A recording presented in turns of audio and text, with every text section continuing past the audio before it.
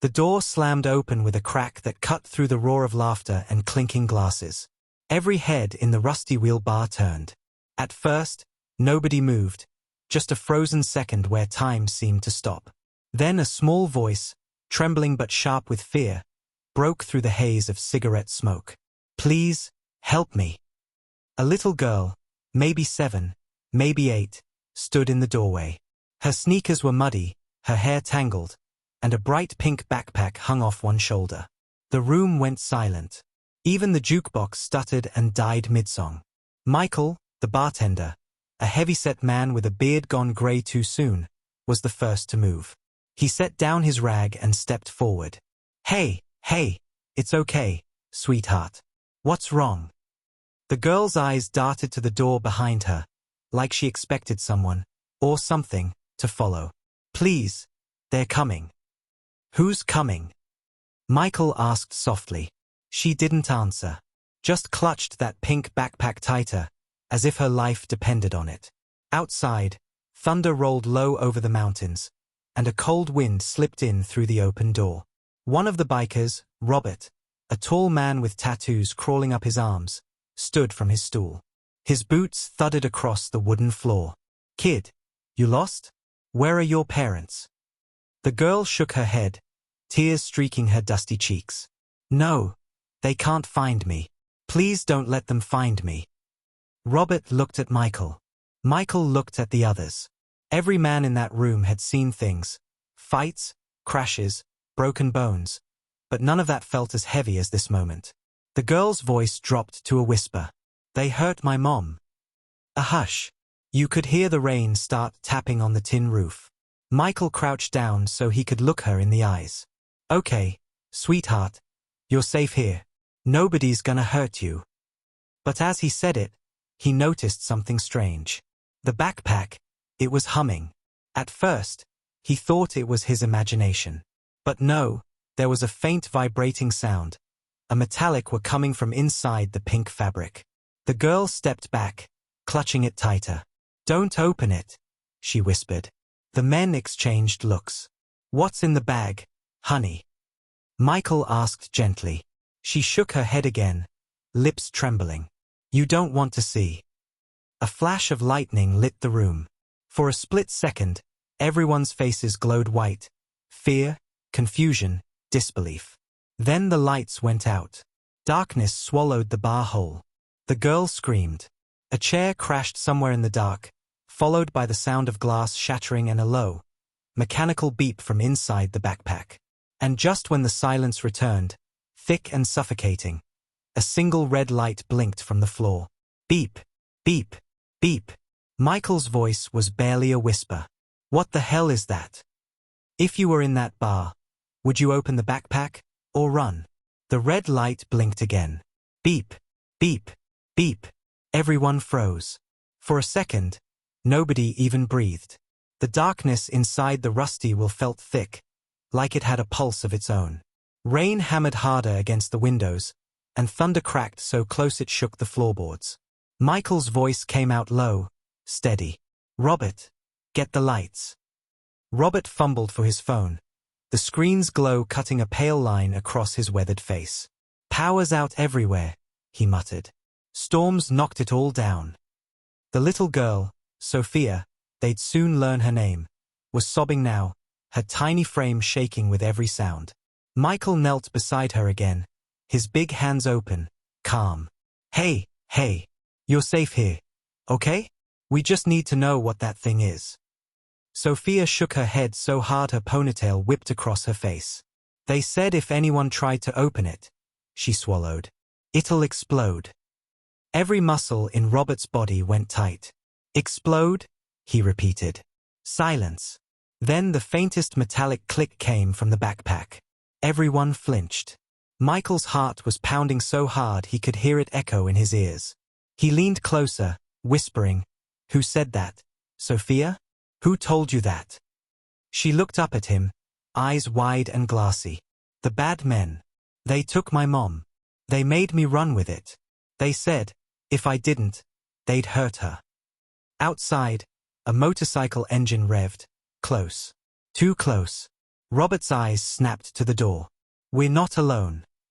The men exchanged quick glances. Instinct took over. Two bikers moved to the windows, one to the back door. Boots scraped, chairs shifted, someone cocked a gun. Michael pulled Sophia close, his mind racing. How many of them, sweetheart?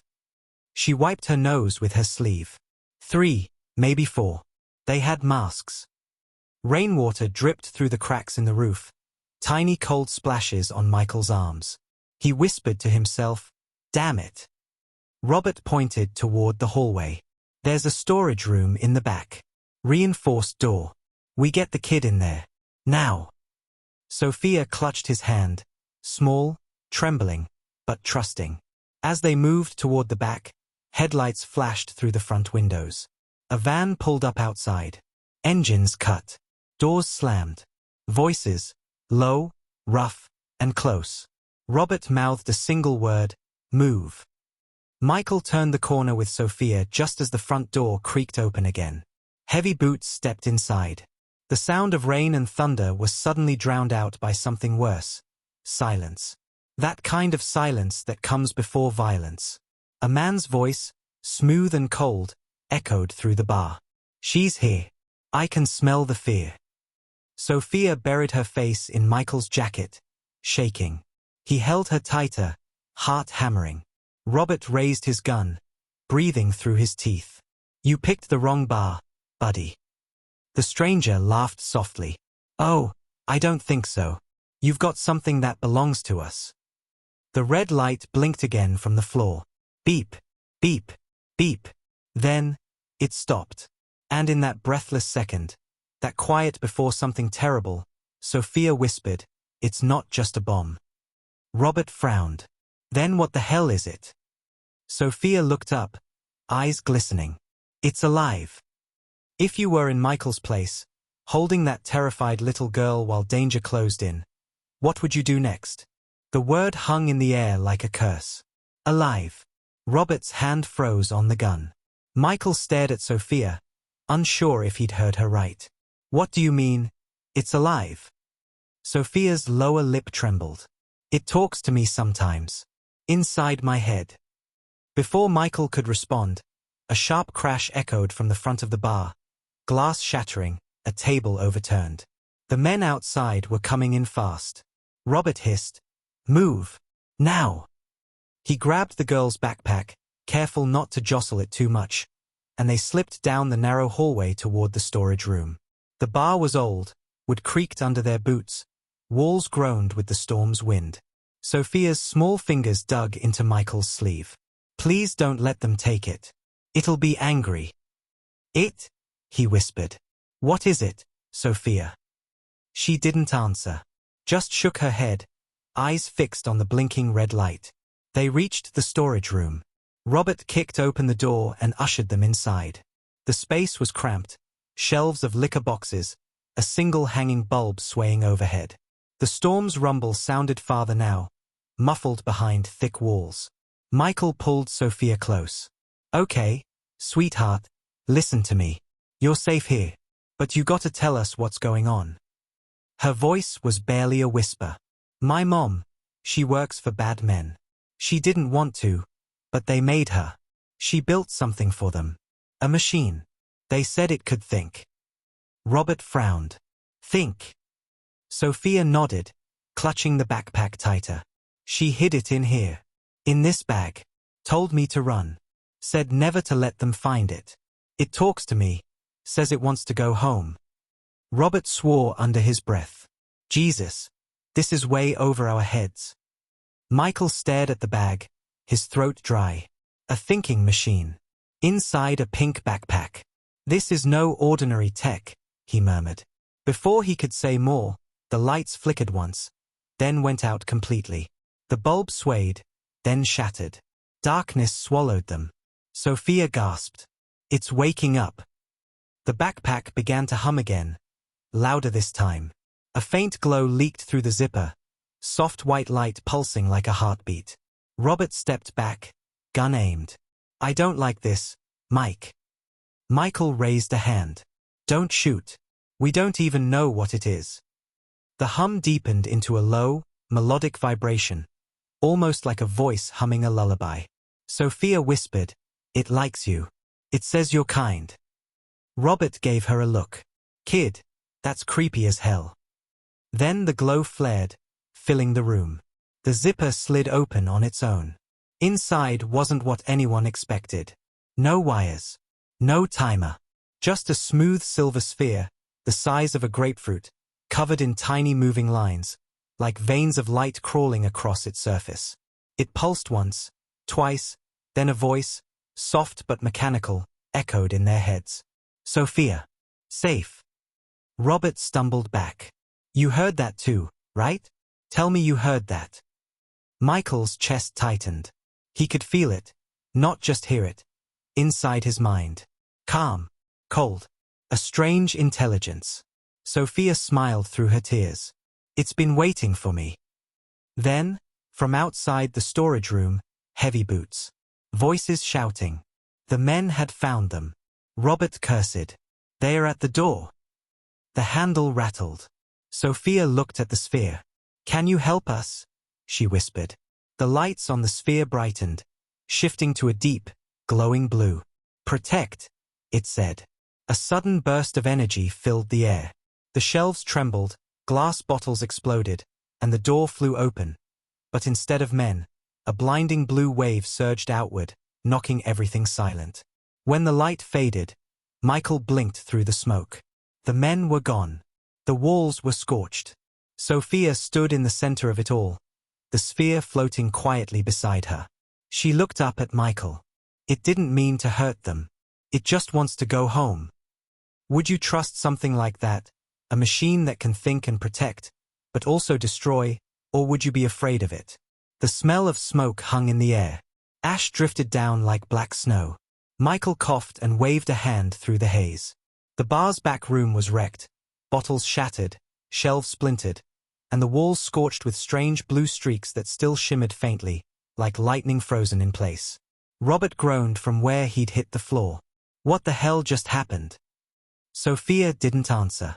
She was staring at the silver sphere, now floating a few inches above the ground, quiet, almost peaceful. Its surface rippled like liquid metal, glowing softly. Michael reached out. "Sophia, does it understand us?" She nodded. "It hears everything. It just doesn't talk much. Only when it needs to." Robert rubbed his jaw. "Well, tell it thanks for the fireworks show. Nearly blew my ears off." Sophia smiled weakly. "It didn't want to hurt anyone. It just gets scared." Michael frowned. "Scared? Machines don't get scared." Sophia's gaze met his, steady, too calm for a child. "This one does." For a moment, the room was silent except for the patter of rain. Then, from the hall, a soft static sound, faint voices over a radio. Robert stiffened. "They're not all gone." Michael's mind raced. If those men were still alive, they'd regroup. And when they came back, they wouldn't just be after the girl. They'd bring more. He turned to Robert. "We need to get her out of here. Now." Robert nodded. "Storm's still heavy. Roads'll be bad, but maybe that's good. Fewer eyes." Michael crouched in front of Sophia. "Sweetheart, we're gonna take you somewhere safe. Okay? Somewhere they can't find you." Sophia hesitated. "It says it wants to show us something first." Michael glanced at the floating sphere. Its glow had shifted to a soft green, pulsing gently, almost like it was breathing. "Show us what?" Before anyone could stop it, the sphere drifted forward and projected a light onto the wall, an image flickering to life like an old film reel. A woman's face appeared. Tired eyes. Kind smile. Sophia gasped. "Mom!" The image spoke, her voice shaking. "If you're seeing this, Sophia, it means they found us. I built this machine to think, to feel, to protect. They wanted to use it as a weapon, but it's more than that. It's a child, the first of its kind. Take care of it. And whatever happens, don't let them take it back." The message flickered out. Silence followed. Michael's throat felt tight. "Your mom built that thing." Sophia nodded slowly. She said it could choose what kind of thing it wanted to be, good or bad. Robert muttered, "Let's hope it picked the right side." The sphere's blue light brightened, as if in response. A soft voice filled their heads again. "Good. Safe. Leave now." Michael looked at Robert. "That's our cue." They grabbed their jackets and headed for the back exit. Rain poured in sheets outside, thunder rolling across the sky. The van the men had come in was still there, doors open, headlights flickering. Robert checked the corners, then waved them forward. "Coast's clear." Sophia held the sphere close against her chest, whispering something only it could hear. The rain soaked her hair, her pink backpack sagging heavy with mud and secrets. As they reached the truck, Michael helped her climb inside.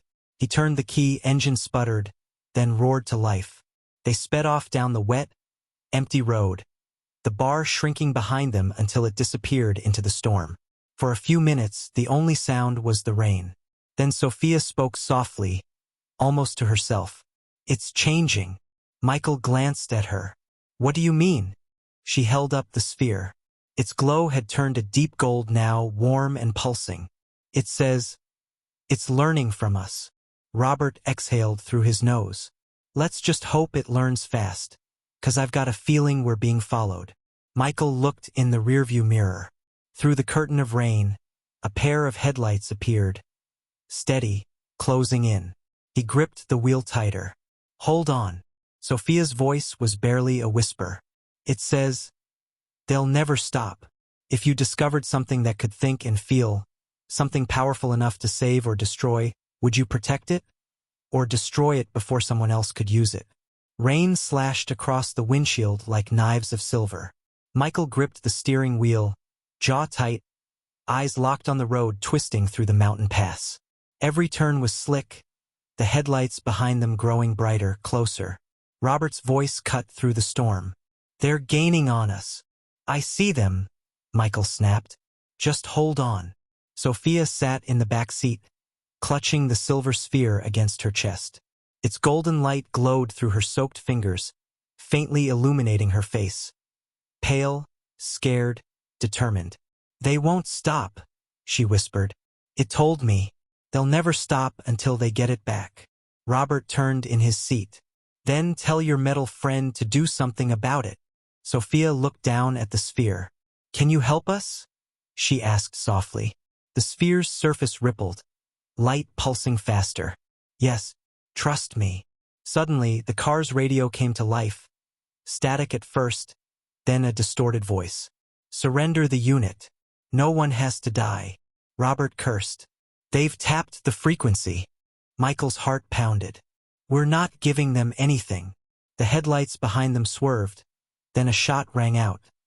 Glass shattered as the back window exploded. Sophia screamed. Michael shouted, "Down!" and hit the gas. The truck fishtailed on the wet asphalt, tires screeching, water spraying in all directions. Robert leaned out his window and fired a few rounds back. Muzzle flashes lit the rain like lightning. That should slow him. But then the van behind them didn't slow. It accelerated. Sophia cried out, "It says they're going to ram us." The silver sphere glowed brighter, a hum building in the air, low and deep, vibrating through the metal frame of the truck. "Michael!" Robert yelled. "What's it doing?" Michael didn't know. He just felt it. A rising pressure, like the air itself was holding its breath. Then the world turned white. A wave of light burst from the sphere, arcing backward like a shield. The van hit it head-on. A flash, a roar, and then nothing. The road behind them was empty. The light faded. The van was gone. Sophia trembled. "It didn't kill them," she whispered.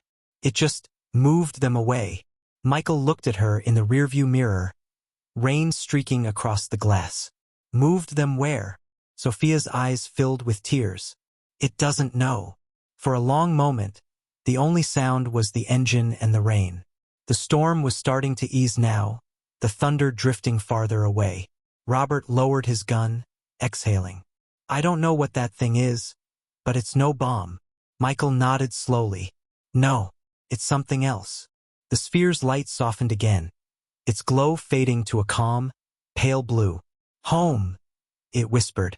Sophia leaned close. "Where's home?" The sphere pulsed once. "You'll see." A map flickered across the windshield, a glowing projection pointing them deeper into the forest. The road narrowed, trees rising tall and dark around them. After a few miles, the truck rolled to a stop before an old communications tower.